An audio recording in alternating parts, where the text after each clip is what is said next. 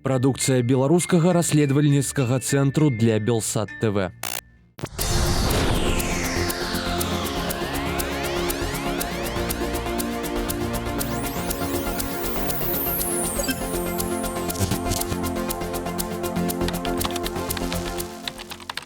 Беларуская эканоміка ў найлепшым стане за апошнія 12 гадоў. Менавіта так на днях заявіў намеснік старшыні адміністрацыі Лукашэнкі Дмітрый Крутой.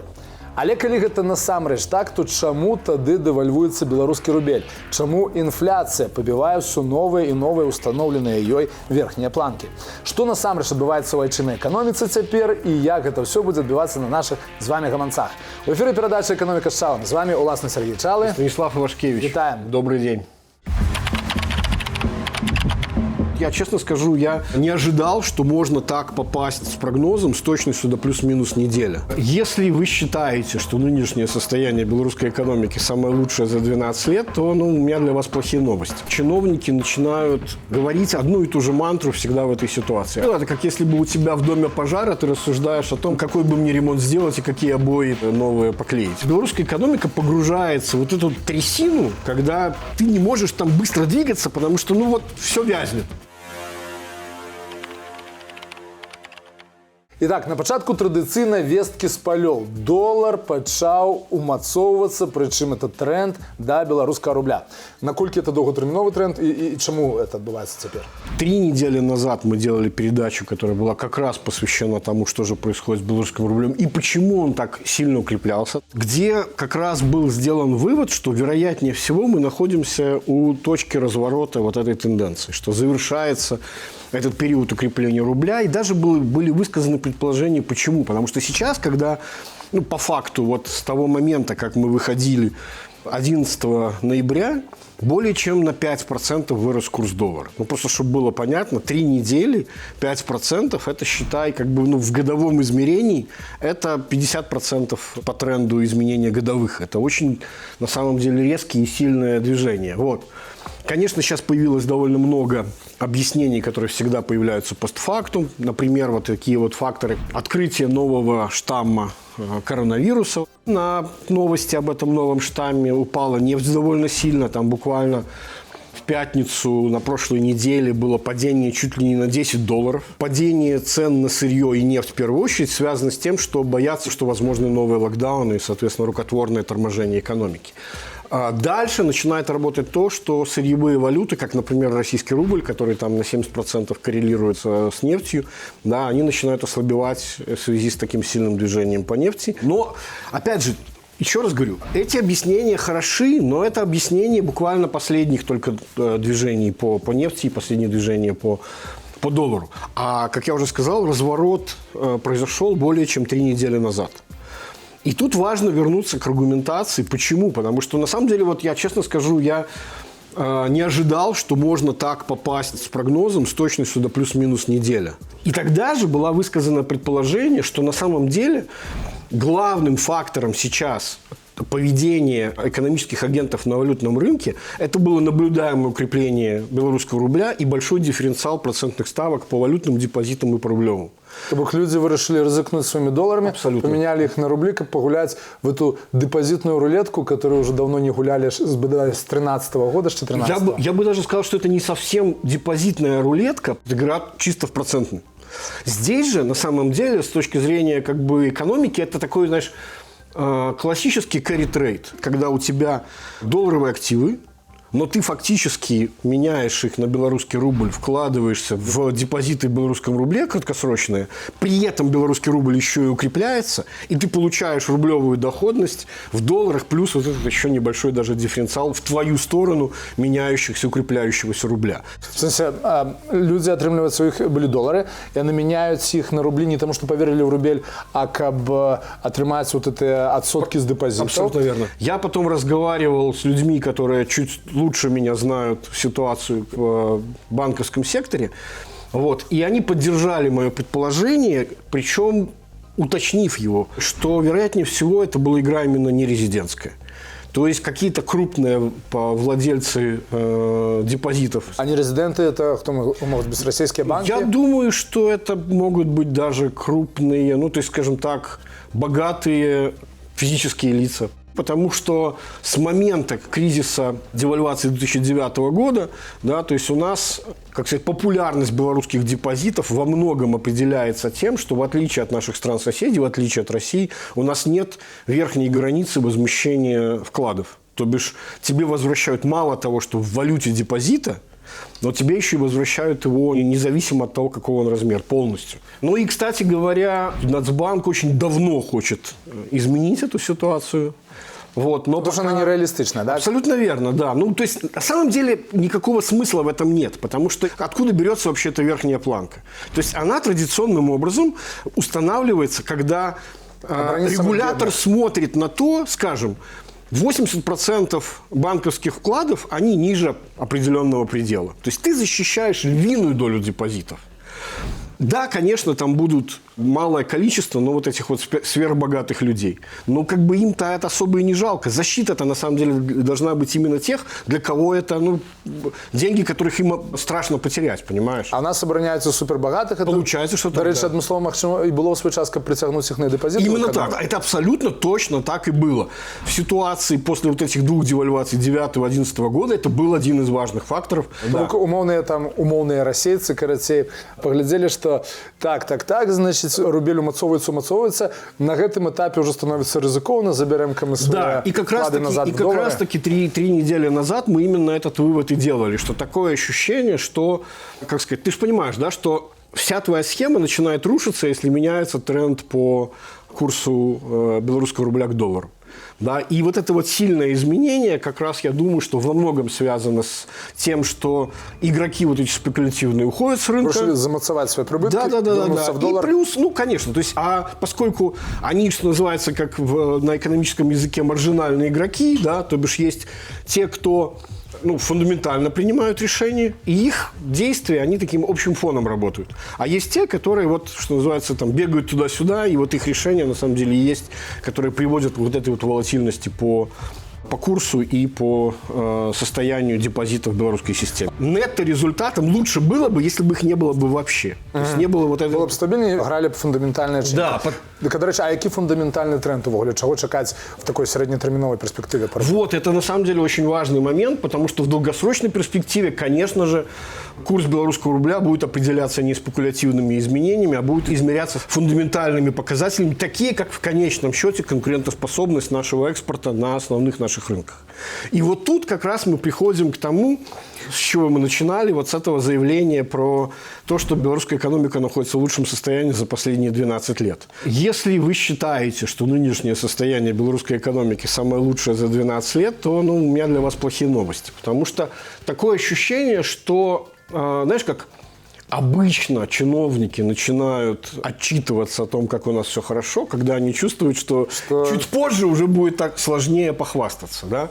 И если внимательно раскрывать это интервью, то действительно получается, что мы там хвастаемся прошлыми заслугами. Стремительно тормозящий экономический рост. Вот сейчас у нас 2,4% год к году. По тенденции власти сами планируют еще более сильное замедление его, то есть они рассчитывают где-то в 2% попасть только. Видно, кстати говоря, что оно будет продолжаться, и будет продолжаться еще и в следующем году. Это видно, потому что вот Нацбанк выложил более развернутый свой отчет по опросы руководителей бизнеса по экономической конъюнктуре. Все говорят о том, что они ожидают снижения спроса на свою продукцию. Причем это происходит по трем основным, что называется, главным отраслям, где этот тренд наиболее заметен. Это производство, это торговля и это транспорт. Но ты же понимаешь, что это такое на самом деле? Транспорт это же уже снижается. Да, но я просто говорю о том, что это же вся цепочка. Понимаешь, если раньше можно было говорить, это только, например, строительство, потому что у нас инвестиционная рецессия. Это, например, только торговля розничная, да, там, потому что потребительская рецессия. Когда у тебя начинает снижаться оптовая торговля, ожидания, когда у тебя начинает снижаться перспективы транспорта, то это означает, что это и внешний спрос уже начинает ослабевать, да? И ожидание снижения спроса на промышленность, то есть это фактически означает, что теперь это не проблема какого-то одного сектора. Это вот все то, что было драйвером экономического роста, вот этого экономического чуда в 2021 году, все на самом деле начинает тормозиться. А што ўвогуле кажуць якія-нибудь міжнародныя там фінансавыя арганізацыі, сярэднетэрміновы прогноз далей будзе спускацца? Да, есть свежий макромонитор октябрьский Евразийского банка, значит, про который я уже говорил. Ну, во-первых, сразу надо же сказать следующее, что из всех международных контор это самый благосклонный к Беларуси. Они, на самом деле, точно так же говорят о том, что самое лучшее состояние белорусской экономики – это было первое полугодие, когда к середине ВВП был на 2 примерно процентных пункта лучше, чем доковидное состояние экономики. То сейчас, говорят они, в третьем квартале по его итогам допандемийный уровень ВВП был превышен всего на 0,5% на процент. А второй момент, который не позволяет говорить о том, что экономика находится в нормальном состоянии, очевидно, совершенно потерянный контроль за инфляцией. То есть сейчас она выше даже 10%, то есть она двухзначная, да, 10,5% последние отчеты. Значит, за счет как раз-таки замедления вот этих факторов внешнего сектора белорусские власти рассчитывают, что они там к 9 сведут год к году.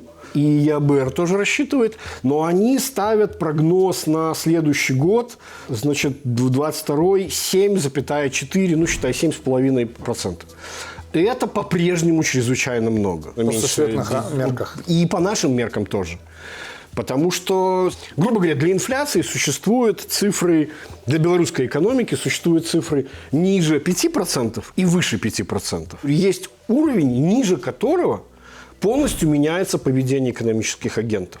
То есть, когда инфляция становится настолько мала, что ей можно пренебречь в индексации контрактов, там, в расчетах на будущий год, да, то есть она столь невелика и относительно постоянно, что тебе не нужно заниматься вот этим, там, мы в курс заложим вот столько, ну, это знаменитые эти вещи, которые с 90-х годов белорусскую экономику преследуют.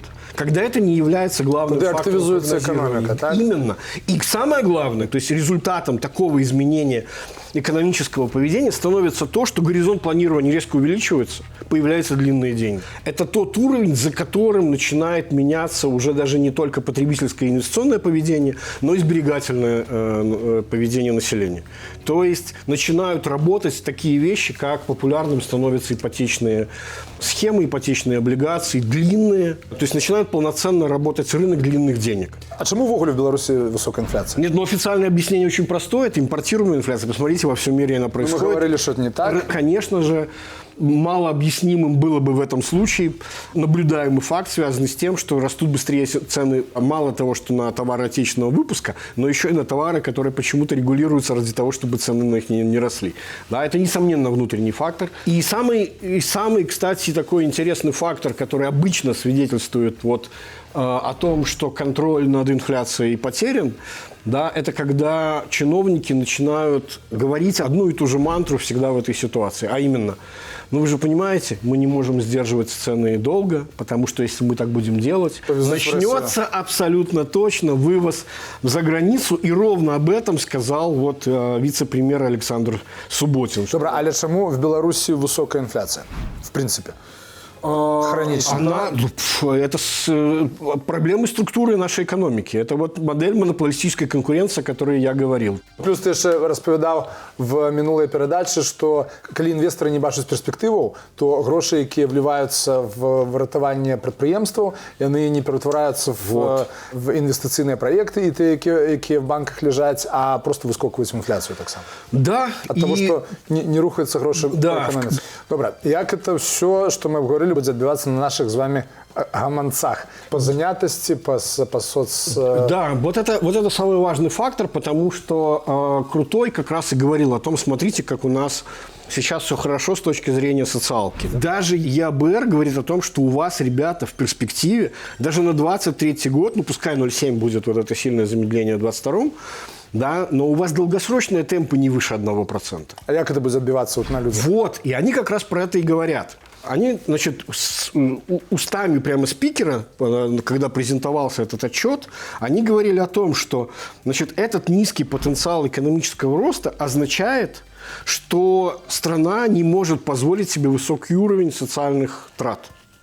И выбор, который политики обязательно станет впереди, это либо сокращать социальные расходы, что, в принципе, этот тренд уже намечен, либо вам нужно проводить структурные реформы для повышения потенциала вот этого будущего равновесного экономического роста. И вокруг этого сейчас вертится на самом деле разговор о том, помнишь, мы говорили, что раньше всех рассказали о том, что, похоже, идут переговоры, значит, о будущей программе сотрудничества с фондом стабилизации. Да, совершенно верно. Новый кредит. Да, на более чем 3 миллиарда долларов. И мы даже говорили про отдельное положение этой самой матрицы этого кредита. В частности, кстати, теперь становится понятно, почему вот произошел вот этот круглый стол Нацбанка, где они, казалось бы, говорили о вещах таких совершенно удаленных от того, какие проблемы экономика сейчас испытывает, вот про этот самый вот остающиеся неизменные планы, несмотря на все вот эти пертурбации политические там, и внешнеэкономические, планы перехода к таргетированию инфляции. Это как если бы у тебя в доме пожар, а ты рассуждаешь о том, какой бы мне ремонт сделать и какие обои там, значит, новые поклеить. А чему они обмерковываются там? А вот, мы про это говорили, потому что этот пункт является очень важным, как мне кажется, и, по-моему, даже едва ли не ключевым вот в требовании этой самой матрицы мер правительства для того, чтобы вот этот фонд поддержал программу правительства. Это там стоит как контрольный параметр. Тобто яны, значить, ЄФСР каже, кредит дамо, але вы альбо устанавливаете таргетование инфляции, и тому зараз это постоянно и обмерковывается, хотя насамрэч политика улада ідзе в абсолютно адваротны абсолютно бок. противоположном направлении. Что они там казали в этом злитом документе, который ты показывал, что у выпадку, коли вы не установите это инфляцию? Да. Там же была такая фраза, что альбо, мовлял, цалком привязаться до российского рубля и до политики российского Центробанка, а то навод и перейти на российский рубль. Но логика, еще раз говорю, предельно простая. Ребята, значит, у вас есть большущее количество структурных проблем в экономике. У вас низкие темпы экономического роста, у вас разбалансирована как бы весь механизм, который позволяет экономике расти за счет инвестиций, которых внутренних нет, вы их искусственно пытаетесь делать. У вас источников нет, вы искусственно пытаетесь эти деньги находить. И, кстати говоря, они предостерегают. Это вот редкий случай, когда обычно же макромонитор, он же посвящен трендам, а не вот этим вот предостережениям. Говорят, есть высокая опасность того, что власти таки попытаются искусственно стимулировать экономический рост путем возврата к старым практикам эмиссионных печатания денег. Вот. Хотя мы знаем, что фактически это уже происходит, пускай еще в каком-то более-менее контролируемом размере. Вот. И говорят они, мы знаем, что в долгосрочной перспективе это не решает никаких проблем. Это создает, наоборот, еще большие структурные перекосы, которые и так у вас сейчас наблюдаются. Поэтому, говорят они, у вас и нужно проводить вот эти, нелюбимое слово нашими властями, структурные преобразования, для того, чтобы поднимать этот потенциал экономического роста в долгосрочной перспективе. И вот здесь нужно еще раз перебросить мостик на позапрошлую виноват передачу, когда мы говорили о том, что вот об этой самой верхней границе, да, о том, как многое зависит от функционирования экономических институтов, от институциональных условий, которые в конечном счете определяют, насколько, как сказать, естественным является вот тот уровень, предельный уровень инвестиций, который может продуктивно переработать экономика. И что особенно интересно, они фактически в этом макромониторе, это вот удивительно просто было такое прочесть мне так скоро, да, подтверждение этой мысли, когда они говорили о том, что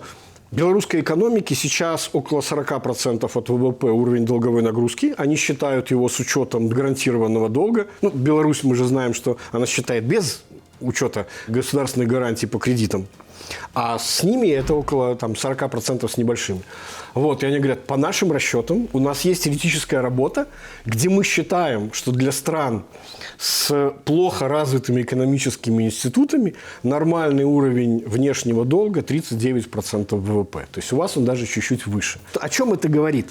О том, что они говорят, ребята, любые попытки находить деньги из-за рубежа, новые займы, любые попытки создавать их там из воздуха внутри не будут приводить ни к какому продуктивному использованию этих средств внутри страны до тех пор, пока вы не решите проблемы с институциональными ограничениями, накладывающими верхние пределы вот этого экономического роста, который сейчас, еще раз говорю, Евразийский банк, самый благосклонны к белорусской экономике.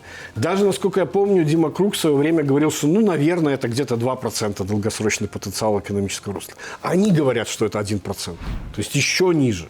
То есть вот на самом деле, где мы сейчас оказались. То есть это такая, грубо говоря, белорусская экономика погружается в вот эту трясину, когда ты не можешь там быстро двигаться, потому что, ну, вот все вязнет, понимаешь? Каб не пропустить новые выпуски передачи «Экономика с Шалым», Подписывайтесь на телеканал Белсат в YouTube и в социальных сетях. с вами был Сергей Чалы. И Станислав Ивашкевич. До сустрэчы. Всего доброго. Гэтая праграма была створана беларускім расследавальніцкім цэнтрам для Белсат ТВ.